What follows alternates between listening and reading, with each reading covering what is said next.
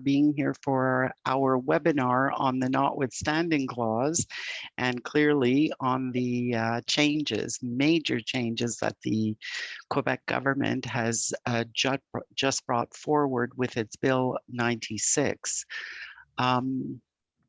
It is timely indeed, and I'm looking forward to the discussion with our illustrious guests.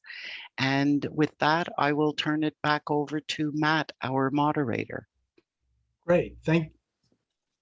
Thanks very much, Marlene. Good afternoon, everyone, and welcome. As you know, this afternoon's webinar topic is the Notwithstanding Clause, its impacts, history, and future. And it will be presented today by two very distinguished guests, experts in this topic, and we're delighted that they could join us here today. My name is Matt Harrington. I'm the chair of the QCGN Renewal Committee and a member of the QCGN board. I'm simply the moderator for tonight's session, and in that role, I just wanted to go over a few housekeeping matters beforehand. First is that we have received a number of questions in advance for this seminar, so we'll be taking care of those when we get to the question period. But if you did not have an opportunity to submit a question, you can do that through the chat function on the Zoom screen below. So if you look at the bottom of your screen, if you're not familiar with it, you can see the chat function that is down there. We're going to do our best to answer as many questions as we can, although I can see already that there are a lot of questions because of the nature of the topic. And on that, let me ask that we do try to keep questions focused on the topic at hand, and bear in mind that it is being recorded. So the recording will be sent to all the participants and uploaded to our website for easy viewing, both if you'd like to see it again and for folks who didn't have a chance to make it. And so with that out of the way, I'd like to introduce our two guests. First is Julius Gray, who really needs no introduction, a renowned lawyer with more than 40 years experience and practice in several areas of law, particularly human rights and constitutional law. Was a member of the Faculty of Law at McGill and taught at the University of Montreal and the Canadian Human Rights School in Charlottetown. Mr. Gray has pleaded a number of important cases before the Supreme Court of Canada. In fact, he has gone to the highest court in the land more than 50 times. That's got to be something of a record. Marion Sandilands, who joins us as well, was born in Montreal and spent her formative years in Hemingford, Dunham, and Chambly. She's a graduate of the Macdonald Cartier High School in Saint-Hubert. Now, I believe it's Heritage High School, part of the Riverside School Board. She completed her undergraduate and her law degree at McGill. And after her call to the bar, Marion served as a law clerk at the Supreme Court of Canada. She now practices law at Conway Litigation in Ottawa. She too has appeared before the Supreme Court of Canada on matters of constitutional law and teaches a course in Canadian federalism at the University of Ottawa. So as you can see, we are joined by two very distinguished and expert lawyers in this area, and we are delighted that they are here. To get the ball rolling, I thought what we do is give the two panelists an opportunity to set out some of the basics and to give us some of the background and history and the legal theory behind the Notwithstanding Clause. And so with that in mind, I'd like to ask both our panelists first, simply, if you could explain what exactly is the Notwithstanding Clause and how does it work? Let me ask that to Marion first, and then Mr. Gray could follow. Thanks, Matthew. So I'll try to very briefly cover the following topics. What is the Notwithstanding Clause? Why is it in the Charter? What rights can it override and what rights cannot be overridden? And in particular, looking at language rights. And also I want to talk about its equivalent in the Quebec Charter. So first of all, what is it? So we have the Canadian Charter of Rights and Freedoms. It's part of the Constitution of Canada. And the gist of how that works is that a court can strike down a law that's inconsistent with the Charter of Rights and Freedoms, the Canadian Charter.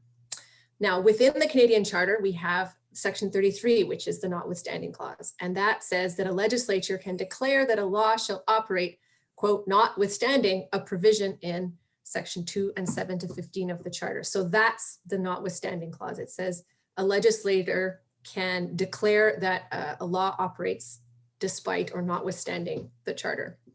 So it's something that you put into, the legislator puts into legislation. So it's in Bill 21, it's Section 34 of Bill 21, and it's in today's bill, it's Section 118 of today's bill. It's in the legislation. What does it do? It gives the legislature the final word on charter rights. So it shields a law from being struck down by the courts if it's in violation of the Canadian Charter. It just immunizes a law from that kind of scrutiny. It's time bound. It's for only 5 years. It has to be renewed every 5 years if a legislature wants to keep a law shielded from the Canadian Charter like that. And the 5-year thing, I think the rationale has to do with an election period. So once a legislature has used it once, they would need to face the voters before they can use it again. And each new legislature would need to invoke it. I just want to pause and say, this is not to be confused with Section 1 of the Canadian Charter, which is the part that says limits on charter rights can be justified in a free and democratic society. So that allows a government to justify a limit on a charter right, but ultimately that is done in front of a court. So a court decides whether a right infringement is justified. But the Notwithstanding Clause is different, totally different. It says the legislature can shield the law from the court's decision altogether. So there would be no need to justify in front of a court. Why is it in the Canadian Charter? How did it get there? Historically, it seems to have been a concession at the request of certain provinces led by Alberta and Saskatchewan, who seem to have wanted to retain their parliamentary sovereignty in the face of the Charter, of the Canadian Charter that was coming in. It seems to have emerged as part of the famous Kitchen Accord between Pierre Elliott Trudeau and the provincial premiers. And of course, as we well know, Quebec wasn't part of that discussion. So Quebec did not agree to that at the time. But as it turns out, Quebec has made the most use of the clause. And Pierre Elliott Trudeau seems to have accepted this Notwithstanding Clause in the Canadian Charter as a compromise to get the Charter through, but he insisted on the 5-year term limit. So that's how the compromise worked. Next, what rights can and cannot be overridden? So it only applies to part of the Canadian Charter. So you can override fundamental rights, the fundamental freedoms, Section 2, freedom of religion, expression, association, assembly. The legal rights, Section 7, the right to life, liberty, and security of the person. Sections 8 to 14, those are your legal rights against the state, the right not to be subject to arbitrary search, seizure, detention, arrest, lengthy time to trial, cruel and unusual punishment, and the protection against self-incrimination. All of those rights can be overridden. And Section 15, which are the equality rights, the right to be free from discrimination. Those are a lot of rights that can be overridden. What cannot be overridden, very interesting, democratic rights, the right to vote and the right to be elected to a legislative assembly. Mobility rights, the right to move between provinces. And most importantly, perhaps for our purposes today, language rights. All the language rights that are in the Charter are not subject to the Notwithstanding Clause. They cannot be overridden. So I'll just talk a little bit more about the language rights. That's the official bilingualism of Canada, and also the minority language education rights of Section 23 of the Charter cannot be overridden by the Notwithstanding Clause. Also, there are language rights outside of the Charter that obviously, for that reason, cannot be overridden by the Notwithstanding Clause. So Section 133 of the Constitution Act 1867, which is includes the right to speak English in the National Assembly, and in the courts in Quebec. And that proceedings and laws must be published in English and French in Quebec. Those rights can also not be overridden by the Notwithstanding Clause. What can be overridden for language rights? Anything that's grounded in freedom of expression. So that's the Ford decision, which we'll talk about a bit later. But there's a language component of freedom of expression that can be overridden by the Notwithstanding Clause and has been. Finally, I'll just talk quickly about the Quebec Charter. The Quebec Charter also has an override or derogation provision. It's section 52 of the Quebec, the Charter of Human Rights and Freedoms. So that's the charter in Quebec that sets out a whole host of human rights and freedoms. It's actually more rights than the Canadian Charter. Some overlap, some not, but it has its own derogation provision. And that provision can be used to override all the rights in the Quebec Charter, or select ones, but it can be used for all of them. And both, it's interesting to note that the Quebec Charter itself and that override provision, they both predate the Canadian Charter. So just keep that in mind because we'll talk about the Quebec Charter a bit later. Maître Gray. Great.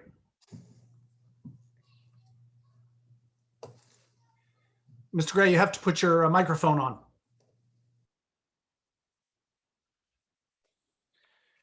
Thank you. One can't improve on your concise and correct analysis of what happened. There are a number of legal questions with the Notwithstanding Clause, and that is, can the government use it in any way they do, even in bad faith? The answer to that one obvious answer would be yes, they can, because it was a political compromise. It was for that reason. They wanted to keep their parliamentary sovereignty, and they wanted to be able to do it for any reason whatsoever. On the other hand, one could argue that the fundamental rights are the very basis of what Canada is about, that they existed before the Charter, and that there should be some limit on how far you can shelter them. For instance, you can have a particular law which limits the basic rights, but could you pass an act to abolish freedom of expression, an act to abolish freedom of association, an act to disenfranchise all citizens of a certain race? The argument would be, it would be an argument I would make, that there is a limit. The Notwithstanding Clause should be used in the spirit of the Charter. You can't use it against the Charter. You can use it when the government thinks that in particular detail should not be. However, that's not what the court said. The courts had two cases on it that were of significance. One was the Ford case. In the Ford case, the court, of course, didn't have to talk about the Notwithstanding Clause because it hadn't been proclaimed. It was the original French signs only law. But they said in an obiter dictum, a statement by the court that it doesn't have to make, but it does make it, and it carries a certain weight, that if the government had proclaimed the Notwithstanding Clause, there would be nothing one could do about it. And of course, that is what prompted Premier Bourassa to go and do it right away after the judgment came out. I said, and I argued in Bill 21 on behalf of two intervenants, that that was an obiter and that it should be revisited, that it should not remain a completely untrammeled right, not covered by judicial review. However, we must say that in a very recent case, Ontario versus G, the Supreme Court came back and made another statement to that sort, that the courts can invoke a judgment, Madam Justice Karakatsanis, of October, November, the courts can invoke, Parliament rather, can invoke the Notwithstanding Clause for purely political reasons, and the courts would have nothing to say about it. But once again, that is obiter, because the Notwithstanding Clause had not been invoked by Ontario there. There was no reason to go to the Notwithstanding Clause other than to make a statement to contrast it with the situation where there was no Notwithstanding Clause. So one would say that the courts have not had a chance to discuss the notwithstanding clause in a context where they had to decide yes or no, it was a legitimate use. They've only discussed it when they were in fact setting aside laws. In both cases, the plaintiff was successful, and they said we might not have been able to do it had the notwithstanding clause been invoked on it. The argument will be made in the Bill 21 case. The Bill 21 case is well on the way to the Supreme Court, and certainly the arguments about a limited use of the notwithstanding clause will be aired before the Court of Appeal, and I presume the Supreme Court as well. It was not the argument that I thought was the one where we were most likely to succeed, but it is an argument worth making. And it's an argument that talks about the spirit of the Charter. There was a case in, I think it was 2016, involving CSST, where the Supreme Court said that all laws have to be read in the spirit of the Charter. And I think the notwithstanding clause might fall under the same category, that it can only be invoked when it respects the fundamental purposes of the Charter. It's something, of course, that Quebec would react very badly to. Quebec has used it twice.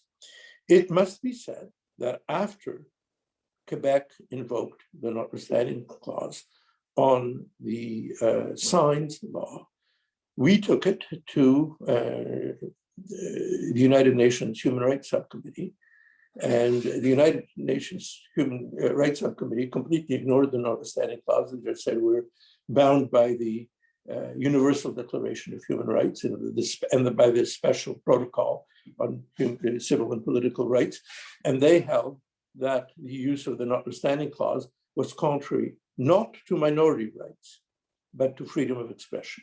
That freedom of expression was so fundamental that it prevailed.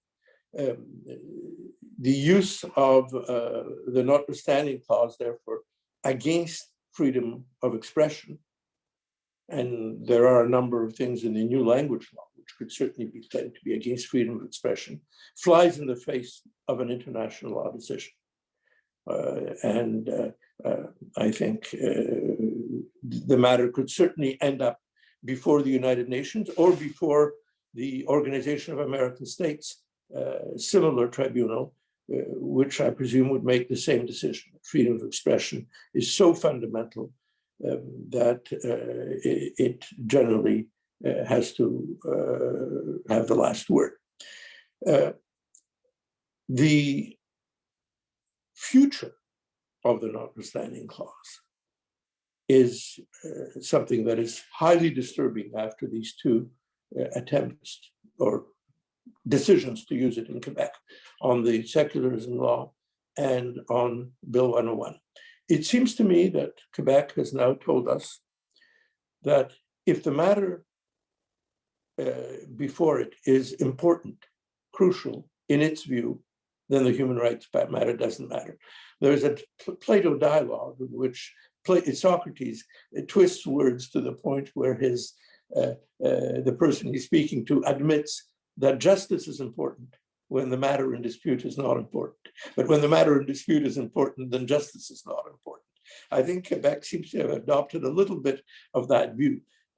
It's unfortunate. It seems that Quebec has served notice that if it has policies that it considers important for its identity or anything else, human rights law is less important. And yet human rights law was intended to be the fundamental thing that protected everybody. What has to protect people, the very purpose of the Charter, is to protect people against the majority. Quebec has said no. And so we're in plain constitutional confrontation. Quebec has also declared itself a separate society, a separate nation within Canada. Nobody denies Quebec is a people or a nation or whatever it is, but to say that it is a French-only separate entity is again a departure from everything we have known. So the future of the notwithstanding clause, in my mind, is extremely disturbing because it might become a feature of anything any province, but particularly Quebec, feels is important. Thank you very much. Marion, we sort of moved into the second part of the discussion that we were having, which is how has the Notwithstanding Clause been used in the past, especially in Quebec and outside Quebec? Thanks. Yeah, maybe I'll frame some of the comments that Julius has already made. First, I'll talk quickly about maybe the theory of what would an appropriate use be, if any. Next, I'll talk about how it's been used outside of Quebec in the past, and then I'll broach how it's been used in Quebec so far. So first of all, in theory, what would be an appropriate use? What is it for? And this is just a matter of debate. It's completely contested even within scholars, within the legal community, within politicians.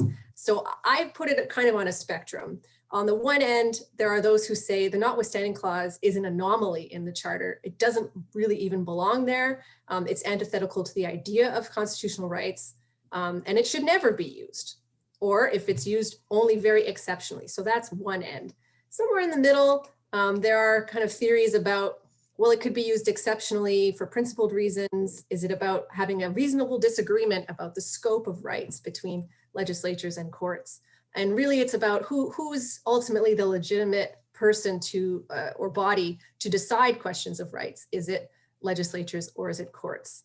And the rationale being that ultimately the electorate would hold their legislature accountable if the electorate thought that the legislature was acting inappropriately. So that's sort of the group of theory in the middle of the spectrum.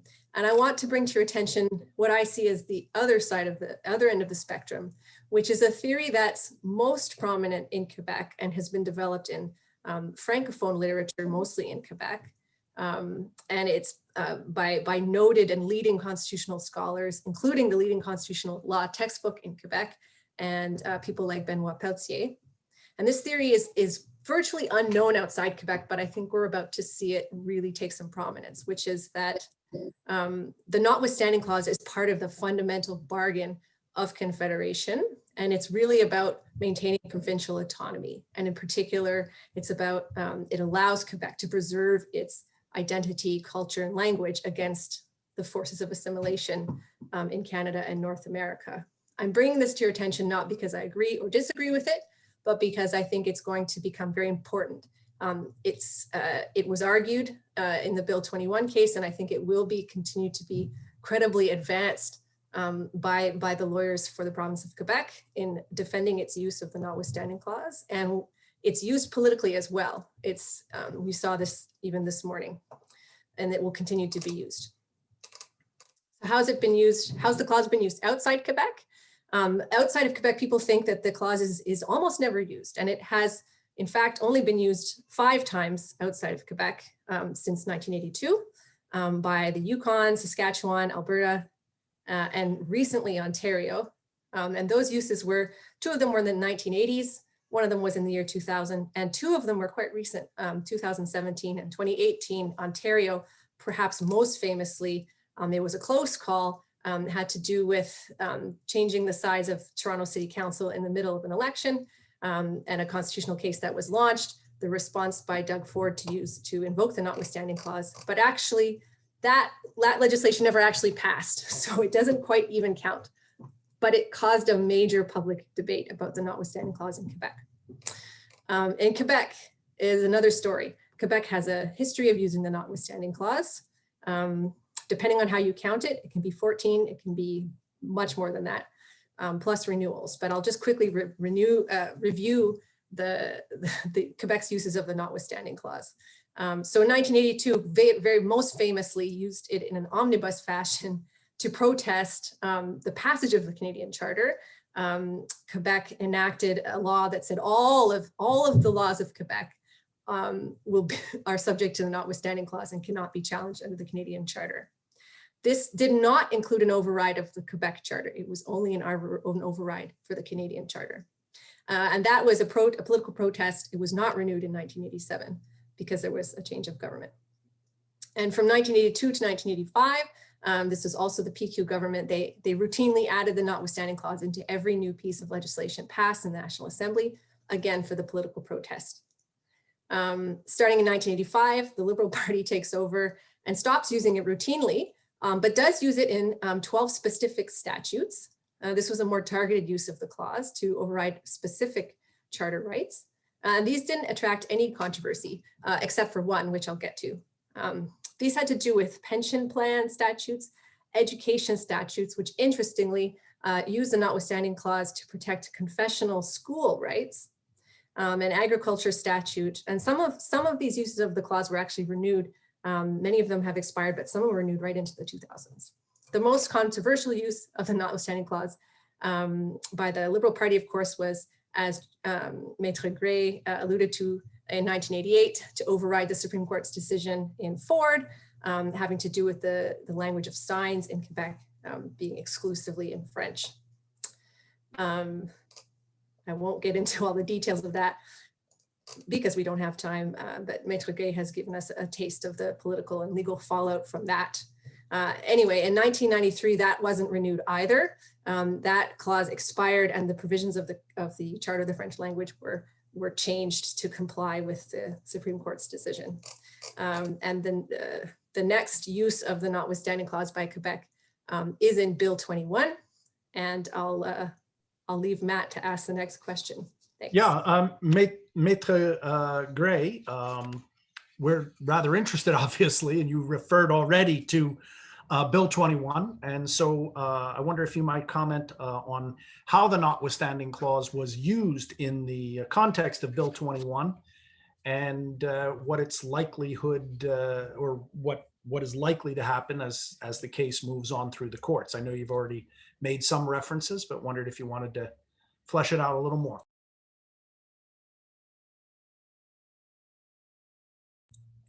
Again, you need to turn the microphone on.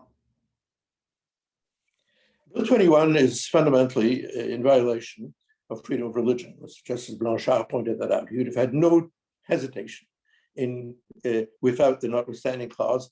It also is in violation of Section 15, the equality rights. It singles out certain people, and therefore the Notwithstanding Clause was the only way to try to save it. It didn't work on the English education rights, the rights to hire teachers who are wearing hijabs or turbans or kippas, precisely because that section is not under the Notwithstanding Clause. It's therefore, the people protesting Bill 21 won a partial victory over that.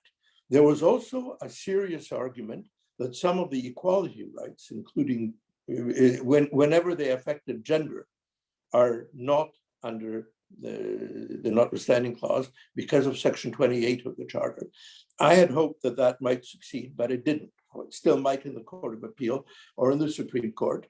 Certainly, the argument, first of all, the government argued that there was no gender discrimination because while among Muslims, it's the women who wear the veils, among Sikhs and Jews, it's more associated with men.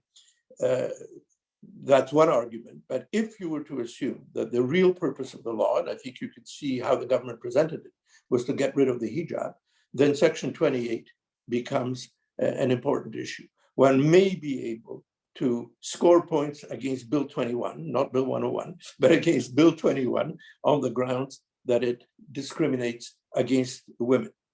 In Bill 21, we also tried, I, among others, tried to argue that some of the unwritten constitutional laws have survived.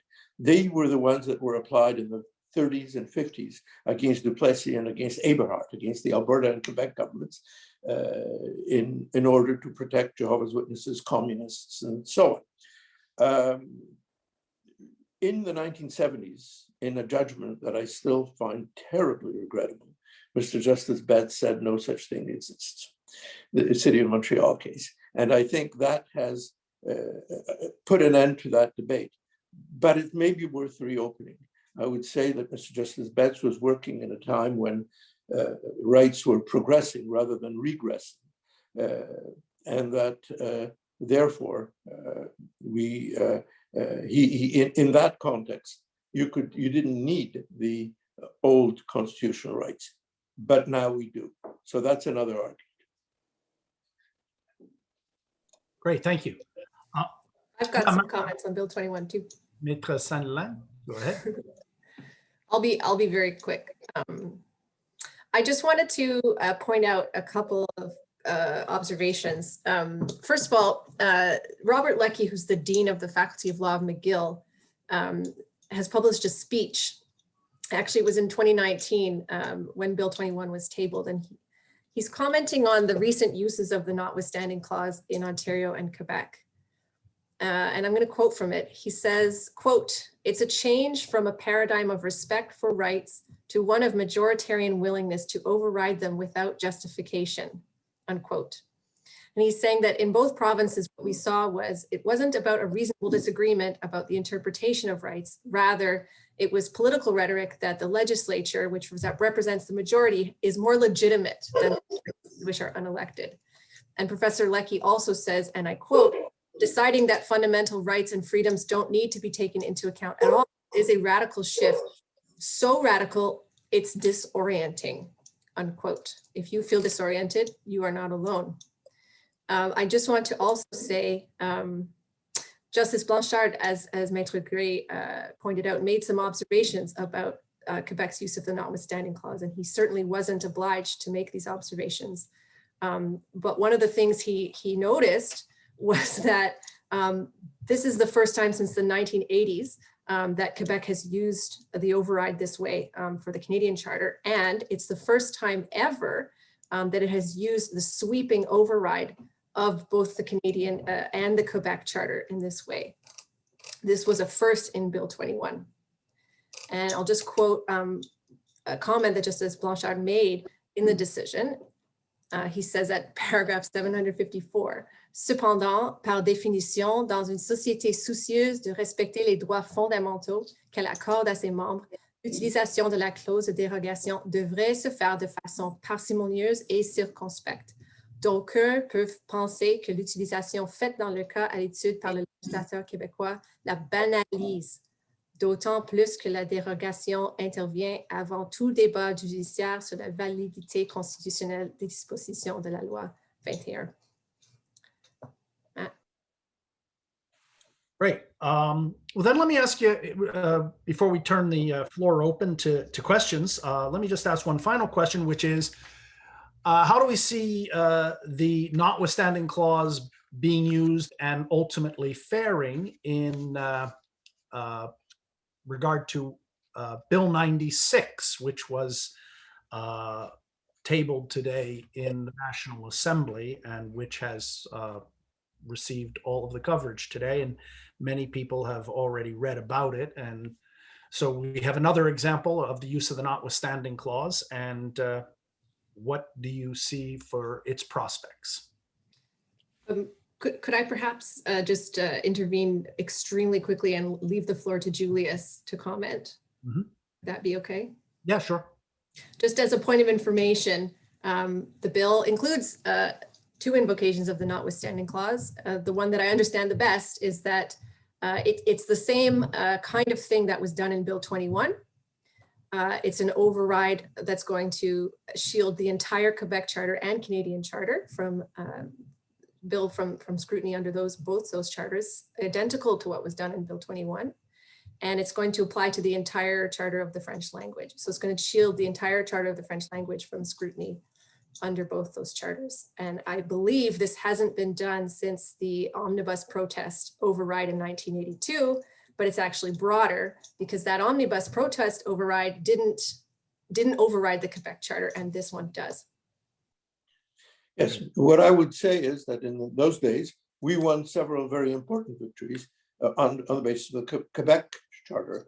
The Supreme Court didn't hesitate to use the Quebec Charter, and therefore, though it was a political protest, legitimate or not, but not a destruction of rights.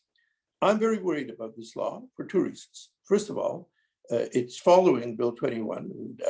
I'm afraid that if the decision that the notwithstanding clause can be used in this political way is upheld, it'll be used for this. And it'll become a general norm for Quebec that democracy, in their view, in the view of the Quebec government, the present Quebec government, is simply majority rule. I don't call that democracy. I think that's populism. Democracy means decisions that have to be made together, like the budget, the type of social programs, etc., have to be made by majority rule or near majority rule. But fundamental rights, decisions that each individual can make for himself, are subject to fundamental rights, and the courts are the arbiters. So it's two clearly clashing visions of democracy. But what is worrisome about this one is that it includes a constitutional amendment which, if it is upheld, I hope it won't be, will lead Quebec certainly to say that they can, now being a different country or a different state in Canada, they can go back and use the notwithstanding clause on those chapters, sections which were previously excluded from it. They can affect the education. I was in on the Quebec Association of Protestant School Boards case in 1984, and the government argued that they can derogate. It's just that they can't take away all rights. That was their argument at that time. They could derogate from it partially and so on, and the court wouldn't, no level of court said that they were right. But I think the combination of the notwithstanding clause, the sweeping notwithstanding clause used for purely political reasons, statement that majority rules, I say a declaration of populism, coupled with a declaration of autonomy, means that there may be perhaps very few rights left in Quebec that will be protected by the Charter. The Charter will become a place for an area where you'll be able to win a minor victory if some law impinges on discriminates against some ethnic group or religion in a very minor way. But if Quebec is determined that this be that way, then there will be no remedy whatsoever. I think it is time to put to rest the absolutist theory of the notwithstanding clause and to put limits on it. Great. Thanks very much. At this point, then, I think that we can open the floor to some questions. And there's a couple. I mean, one of the questions that I'm seeing floating through the chat is a pretty straightforward one, which is, under what circumstances can the notwithstanding clause be challenged and struck down? How, and I think I know the answer to that, but that is the question that I think 2 or 3 audience members have asked, is once they invoke the notwithstanding clause, is that the end of the game or not? Quebec thinks it is. We think it isn't. We'll argue it. There is no precedent on the notwithstanding clause being set aside so far. Simple answer. So once it's in there, and the court's been very deferential to it. Let me ask another question. Here. One is, how far could the CAC go? This is a theoretical question. How far can the CAC go in sidestepping the Canadian Charter through the use of the notwithstanding clause? And I guess this is the theoretical part, is there a chance that the federal government, Canada, could step in to protect the rights of the English-speaking community and ensure that they're being respected? So I guess the question is, can we look to the feds for any help? Well, we did once. That's how we got the Charter on language rights. The Trudeau pad decided that he could not live with the original language law as it stood and block Ontarians and BC people from English schools, and he passed the law. But it's highly unlikely for political reasons. We live in an epoch where rights are less important. Populism means that it's government by lobby groups, by identity groups, and everybody's going to go for the 60 seats in the National Assembly and the similar number, 60 seats in the House, which are decided by the Francophone majority. And it's not that the Francophone majority is against this, etc., but there's an atmosphere created in which they'll feel that it's an attack on them. It'll be very difficult to fight the lobby groups and very difficult to get the federal government to intervene in that way. And remember that so far, all the opposition parties in Quebec and in Ottawa, with the exception to a little bit of Quebec Solidaire, have been on board with the government, more or less, although they're probably going to try to make small modifications. The Canadian government has other remedies as well, but it's never been used. They can disallow a law. In the Constitution, there's a power to disallow. Most people think it's no longer usable, and it would lead to an incredible constitutional crisis. But there is such a power. It's never been done. There was a calls to do it for Bill 101. It wasn't done, fortunately, I think. And if the government were to do that, it would be throwing down the gauntlet in front of Quebec, saying we won't let you do it. There is a third way in which the federal government could help, and that is it can pass its own law. And as long as its own law is valid in its sphere, it prevails over a provincial law. So that if they were to pass, for instance, laws on the trade and commerce thing, forcing the use of both languages in certain situations, that would prevail. That's why Quebec is careful about trademarks and labeling, because the federal government could pass legislation which is valid. Both governments are valid, but then in a conflict, the federal prevails. So federal has the power. I think it won't do very much. It might try to find a compromise with Quebec. I could see them doing that after the next federal election. Thanks. Not much to add to Maître Gray. How far could Quebec go using the notwithstanding clause? I think, I'm not saying they could do this. I'm not saying it's constitutionally okay, but they could try to invoke the notwithstanding clause on all the other provincial legislation. Right now, it's only been invoked on Bill 21 and on the Charter of the French language. They could continue down that road and keep doing it. So yes, it could get worse. What can the federal government do? One thing that Maître Gray didn't mention, the federal government has the power to send a reference to the Supreme Court on the constitutionality of a provincial law. They don't do this very often, but they do have the power to do it. Can we expect anything from the federal government? I don't know. That's a political question. From a legal perspective, some would argue that the federal government has a constitutional duty with respect to the protection of minorities, which would include the English-speaking community of Quebec. I don't know how far that would take us. Right. Well, that actually, you both sort of referred to it, but someone has asked the question very directly. How often can the notwithstanding clause be used? As much as they like, with a renewal every 5 years. Yeah, you know, when I'm looking at the questions that are coming up, the theme that I keep seeing is one of disbelief, that there is this provision in the Constitution which essentially allows a provincial legislature to override fundamental rights, and once it does that, it does it. There's nothing that can effectively be done. Yeah, particularly surprising because the charter also contains Section 1. So the courts have a way of getting around an obnoxious use of fundamental rights, a use of fundamental rights which would block Medicare, which would allow people to act in a selfish way during the pandemic. The courts have that power. There's no reason to leave it to the government. I'll just add a couple of comments.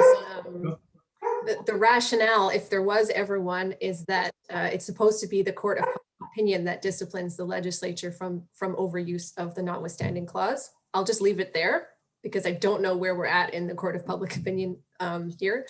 The other thing I'll say is I would emphasize the point that Maître Gray made, which is that the Supreme Court has never really been confronted with this kind of thing.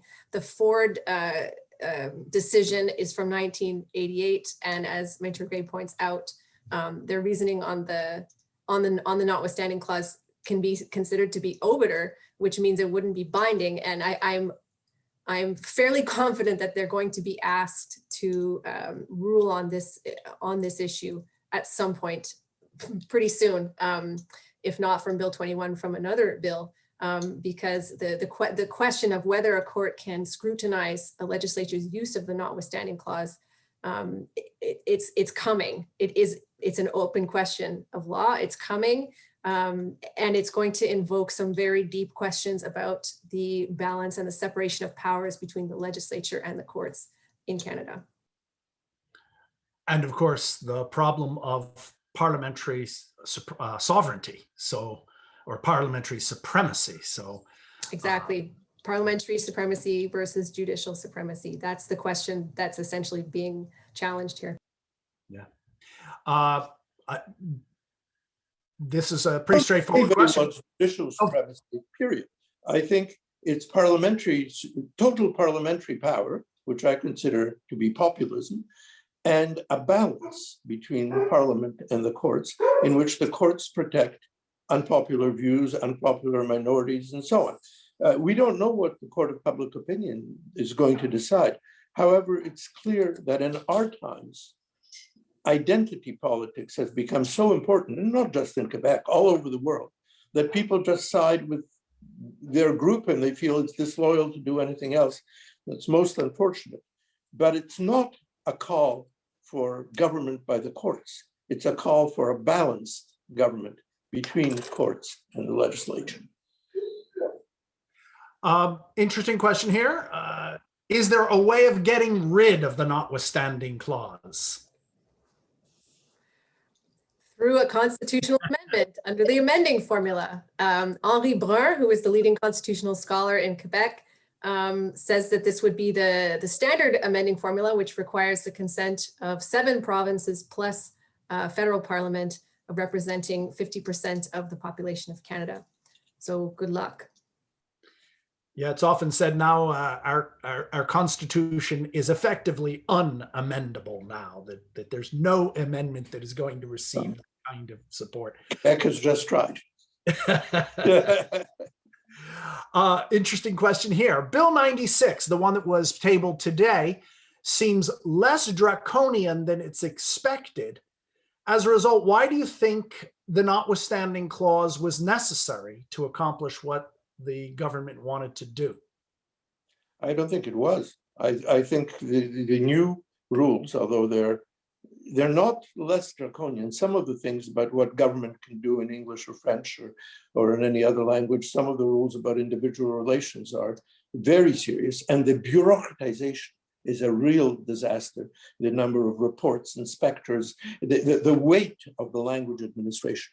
But yes, I don't think it needed the notwithstanding clause unless they were planning to extend it to those parts of the charter which were previously sheltered, especially to English Language Education Act. In other words, doing it in stages, like I think they're doing separation or autonomy in stages. They would do this in stages. They pass this now, maintain their constitutional amendment, and 2 years later come back with a limitation on school rights. I'm very loath to comment on whether they needed it in this bill. I think it's too soon in the analysis to know. But I will say that my first impressions are that the use of the notwithstanding clause in this bill seems to be part of a package of pieces in the legislation that together alter certain basic constitutional structures. For example, the status of the Charter of the French language with respect to the Quebec Charter and the Canadian Charter. It alters that balance. And I think that's something that needs to be understood much better. This is a bit of a more theoretical question. But given, and I'm paraphrasing a rather long question, but given Justice Blanchard's comments on Bill 21, former Minister Bernard Drainville, has pondered whether English school boards could challenge Bill 101 because it endangers the survival of the English schools due to the continuing drop of enrollment caused by Bill 101. Is there an argument that Bill 101 used in this way is a direct assault on the English community? It could be. It's a long shot because Quebec has always accepted the principle that if one child is eligible in some community where and instead of the numbers justify, one child is eligible, they're going to make sure that it gets its English education. They'll fly the child to Montreal or do whatever is necessary. So I think it'd be a difficult argument to make. On the other hand, maybe if the English schools fell below a certain level that was necessary to maintain quality, I think people are ingenious. I'd try it, but I'm not sure that that would be the best argument. No.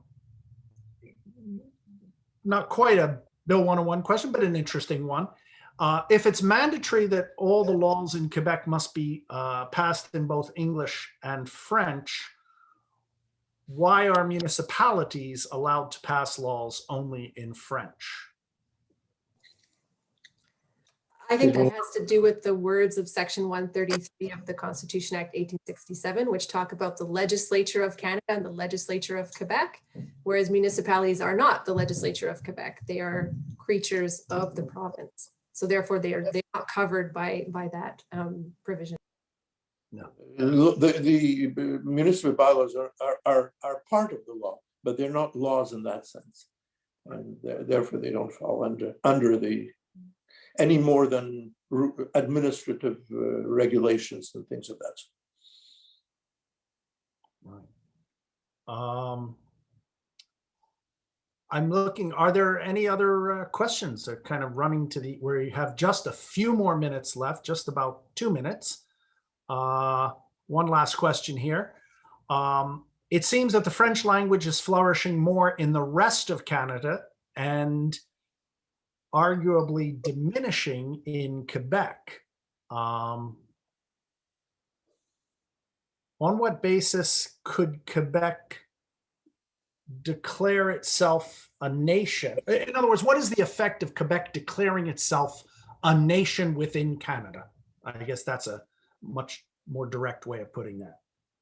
There's no immediate effect, but I have always feared that Quebec would never win a referendum, and the Quebec nationalists would never win a referendum on independence because people would be too scared of the immediate fall of the dollar and of their RSPs the next day. And they're trying to do the same thing the way Canada became independent from Great Britain, gradually. Statute of Westminster, separate citizenship, etc. And this is just one part of declaratory way which they would use in 30 or 40 years, saying we need a representative of the UN, we're a sovereign state. This is a question someone is asking about English-speaking immigrants to Quebec. Are they considered part of the official language minority? And if that's so, is the government effectively excluding part of the English-speaking minority by restricting services based only on schooling rights? I think that's been a cornerstone of language policy in Quebec since the advent of the Charter of the French language, which is to encourage newcomers to the province to assimilate into French rather than English. So it depends on how you count whether someone's part of the English-speaking community or the French-speaking community. There are different ways of counting, and there's a hotly contested on whether you use a measure like mother tongue or whether you use a measure like first official language learned and still understood, which would capture a lot more newcomers who have a different mother tongue that's neither English nor French. So there's a long debate about which statistic to use, but as a matter of policy, the policy in this bill, as it has been in the Charter of the French language since the 70s, is to encourage immigrants to join the French-speaking community. But there is one judgment that helps us. That's the Rosemere case, which was only Superior Court, was just Justice Reeves, which Justice Reeves found correctly that a person can be a member of the English community for one purpose and not for another. He agreed with me, for instance, that I might be interested in French theater, being in a municipality, and he might be interested in English theater. And that therefore, while for school purposes, I might count as English and he does not, for cultural purposes, we might both count as both English and French. So that brings us back to the English-speaking immigrants. They may not be qualified under Bill 101 schooling provisions, but they are, I think, in some ways, and they have an interest in English services, in hospitals and in cultural services and so on. Very last question. We're going to wrap it up here in a second, but it's a timely question. Bill 96 tabled today. Do you believe that it will threaten English CEGEPs, threaten the existence of English CEGEPs? It could, but I'm not sure. I mean, we'd have to look at the economics of the CEGEPs, how many students they have. What they're saying is that those people eligible under Bill 101 should get priority in the CEGEP, so that might keep the population there. But I think it does constitute at least a risk. I won't go further because I'm not an education economist. Exactly. Well, thank you very much. It is now 5:58, and I would like to thank you both for Maître Gray and Maître Sandilands for your presentations and sharing your expertise with us. As I said, the webinar will be recorded and placed on the QCGN website. So if you'd like to tell your friends, we'd be delighted. And with that, I'd like to, again, thank our distinguished guests. Thank all of those of you who participated. Either 102 people I see are on the webinar. So quite a good turnout here. And we're delighted that you could join us. And we hope that you'll join us on our next QCGN webinar. So thank you very much. Thank you for coming.